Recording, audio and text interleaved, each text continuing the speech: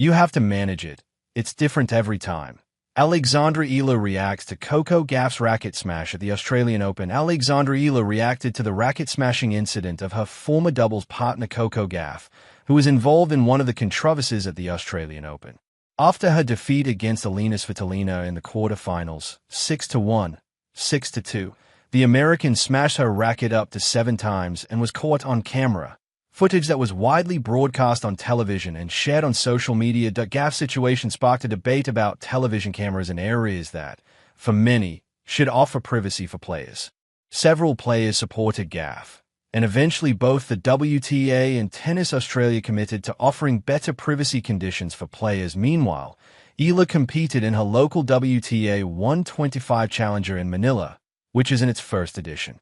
The 20-year-old has made history as the best Filipino tennis player ever, and the Filipino public has closely followed Eala's success, giving greater attention to tennis in her country. Eala's path reached the quarterfinals, recording wins over Chereva, 6-1, 6-2, and Sakitsum, 6-4, 6-0, 2 players outside the top 140 who could not pose a challenge to the world number 49. However, she was eliminated by former number 33 Camila Osorio in straight sets, saying goodbye to the tournament's first edition. At the same time, the Filipina kept an eye on what happened this week at the Australian Open, where Aryna Sabalenka and Elena Rybakina will contest the title this Saturday. In a press conference, she addressed the Gauff episode, who had been her doubles partner at the 2025 Italian Open, advancing to the quarterfinals before falling to eventual champion Sara Errani and Jasmine Paolini. In the press conference, Eala was asked how she deals with emotions after a defeat. "It's not always the same for each loss. The way I cope," the 20-year-old player said. "I think part of this journey is learning to be self-aware in terms of knowing what I need to do to step back and regroup. Because in tennis you lose a lot and some losses are going to be more difficult than others. It's something you have to manage. It's tough, and it's different in every situation for me.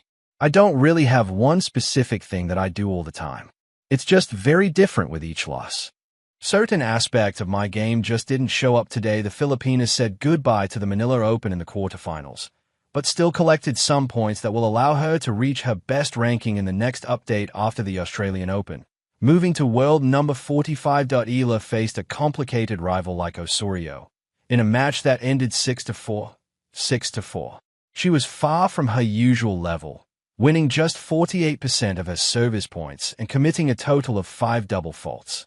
"I think, of course, there were certain aspects of my game that just didn't show up today," explained the Filipina. "There were certain things I could have done better, but it doesn't have to be a big deal." The former U.S. Open junior champion still took positive lessons from a week in which she again collected wins, which also served as preparation for the Middle East swing, with Abu Dhabi and the WTA 1000 Doha and Dubai qualifying rounds as objectives. "I think I have some good things to take away as well from this week in general. We take it in our stride and move on. I just do my best to learn from what I can from this match." Eala was also pleased with the support of the crowd on this occasion, playing a professional tournament in her home country for the first time.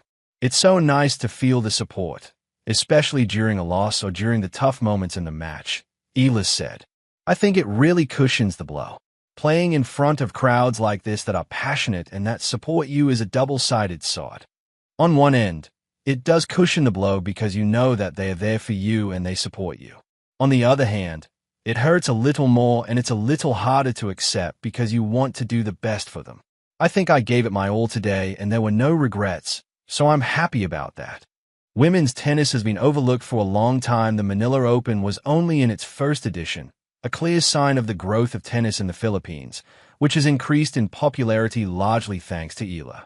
She has become one of the most requested players by fans on tour and a true sensation in the Philippines, which already has a second edition of WTA 125 Manila confirmed.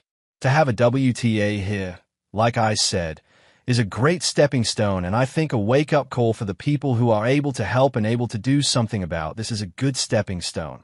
Like I mentioned before, in my opinion, women's tennis especially has been overlooked for a long time, Eala commented. On top of tennis already not being such a popular sport here in the Philippines, I heard the other day that locally there were only 8 professional tournaments for men around the Philippines and only 2 for women. I think there's a lot of room for improvement, having just 2 professional tournaments for women tennis players. There's a huge margin for improvement there. Filipinos are super hardworking and super passionate, so I'm sure if we nourish our tennis players, then slowly we can start to build more and more champions.